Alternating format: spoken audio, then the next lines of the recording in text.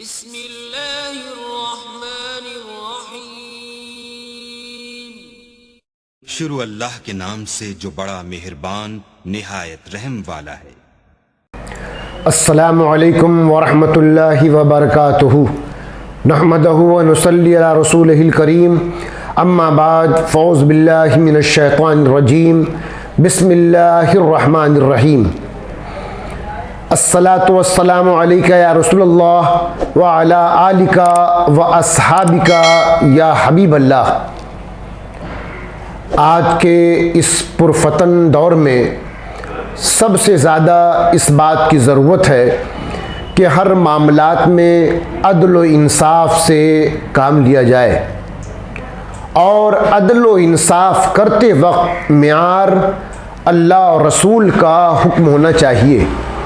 جبکہ قرآن و حدیث میں ہمارے سارے مسائل کا حل موجود ہے، مگر ہماری نظر قرآن و سنت سے ہٹ کر دنیا کے طریقہ کار اور غیروں کی روش پر جا کر رک جاتی ہے، اور پھر شیطان وسوسہ ڈال کر دین و شریعت کے خیالات و نظریات کے خلاف فیصلہ کرنے پر مجبور کر دیتا ہے، اور شیطان ہی اس غلط فیصلہ کو خوبصورت کر کے دکھا دیتا ہے تاکہ یہ بندہ دور کی گمراہی میں چلا جائے۔ ہمارا حال تو یہ ہے کہ ہم اپنی ذات، اپنی شخصیت، اپنے جسم و جان، اپنی زندگی اور موت تک کے معاملات کو صحیح فیصلہ لینے سے عاجز ہو جاتے ہیں، چونکہ دنیا کی فریب کاریوں نے ہماری نگاہوں کو چکا چوند کر دیا ہے۔ ہم حق اور سچ سے دور تر ہوتے جا رہے ہیں۔ دوسروں کی برائیاں اور دوسروں کا نقص، دوسروں کے عیوب ایک جھلک میں نظر آ جاتے ہیں، مگر اپنے اندر برائیوں اور خرابیوں اور اللہ رسول سے بے باکیاں انتہا پر ہونے کے باوجود نظر تو دور کی بات ہے، احساس تک نہیں ہوتا، اور اسی بے عدلی کی وجہ سے ایمان و آخرت خراب ہونے کے ساتھ ساتھ معاشرہ میں بگاڑ گہرائی اختیار کر لیتا ہے۔ کاش ان سبوں کے سدھار کے لیے اور اپنی نسلوں کو صحیح راہ پر گامزن کرنے کے لیے ہم قرآن و سنت کو اور رسول عربی صلی اللہ تعالی علیہ وسلم کی حیات طیبہ کو پڑھیں اور پڑھائیں، سنیں اور سنائیں، اور خوب تشہیر کریں،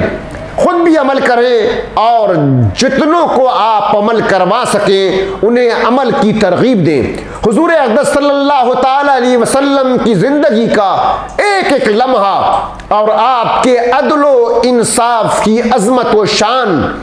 کے عظیم واقعات میں سے بخاری شریف کی یہ روایت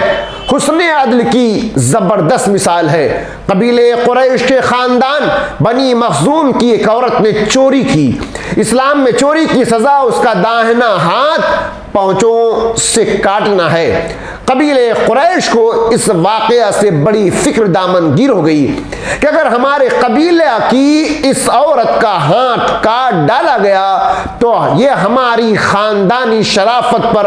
ایسا بدنما داغ ہوگا جو کبھی مٹ نہ سکے گا، اور ہم لوگ تمام عرب کی نگاہوں میں ذلیل و خوار ہو جائیں گے۔ اس لیے ان لوگوں نے یہ طے کیا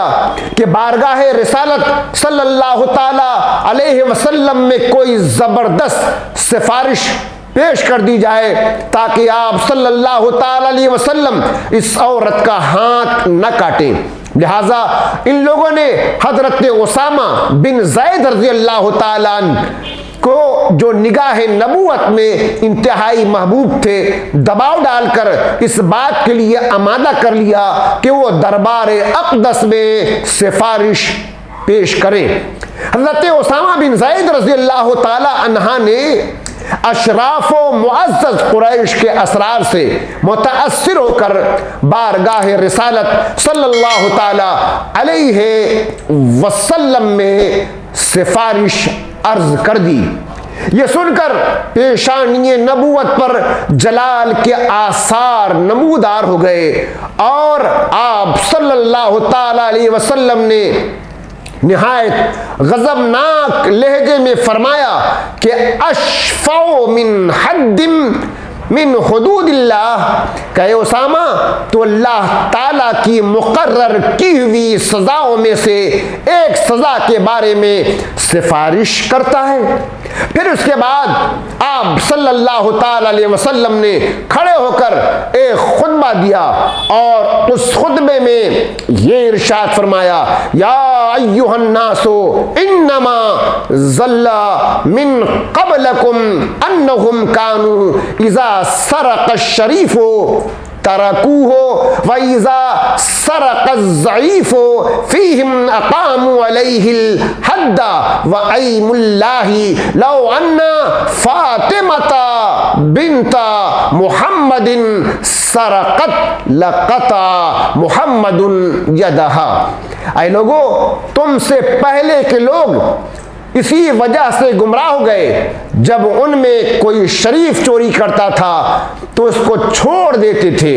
اور جب کوئی کمزور آدمی چوری کرتا تو اس پر سزائے قائم کرتے تھے۔ خدا کی قسم، اگر محمد کی بیٹی فاطمہ چوری کرے گی تو یقیناً محمد اس کا ہاتھ کاٹ لے گا صلی اللہ تعالی علیہ وسلم۔ غور کا مقام ہے کہ ہمارے نبی صلی اللہ تعالی علیہ وسلم کے فرمان عالی شان میں اور عدل و انصاف یا کسی بھی عمل میں تضاد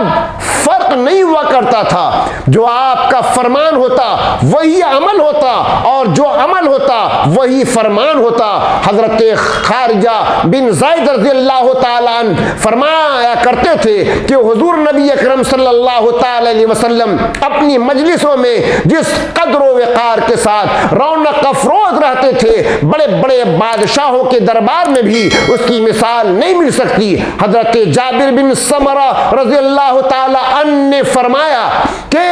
آپ صلی اللہ تعالی وسلم کی مجلس حلم و حیا اور خیر و امانت کی مجلس ہوا کرتی تھی۔ آپ صلی اللہ تعالی وسلم کی مجلس میں کوئی بلند آواز سے گفتگو نہیں کر سکتا تھا، اور جب آپ صلی اللہ تعالی علیہ وسلم کلام فرماتے تھے تو اہل مجلس اس طرح سر جھکائے ہوئے ہم تن گوش بن کر آپ صلی اللہ تعالی علیہ وسلم کا کلام سنتے تھے، گویا ان کے سروں پر چڑیاں بیٹھی ہوئی ہے۔ حضرت بی بی عائشہ رضی اللہ تعالی عنہ ارشاد فرماتی ہیں کہ حضور صلی اللہ تعالی علیہ وسلم نہایت ہی وقار کے ساتھ اس طرح ٹھہر ٹھہر کر گفتگو فرماتے تھے کہ اگر کوئی شخص آپ صلی اللہ تعالی علیہ وسلم کے جملوں کو گننا چاہتا تو وہ گن سکتا تھا۔ آپ صلی اللہ تعالی علیہ وسلم کی نشست و برخاست، رفتار و گفتار، ہر ادا میں ایک خالص پیغمبرانہ وقار پایا جاتا تھا، جس سے آپ صلی اللہ تعالی علیہ وسلم کی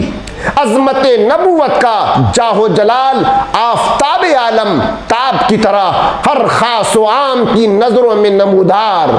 رہتا تھا۔ سبحان اللہ، کیا شان ہے آپ کی۔ اللہ عز و جل سبحانہ تعالیٰ سے دعا ہے کہ ہم جملہ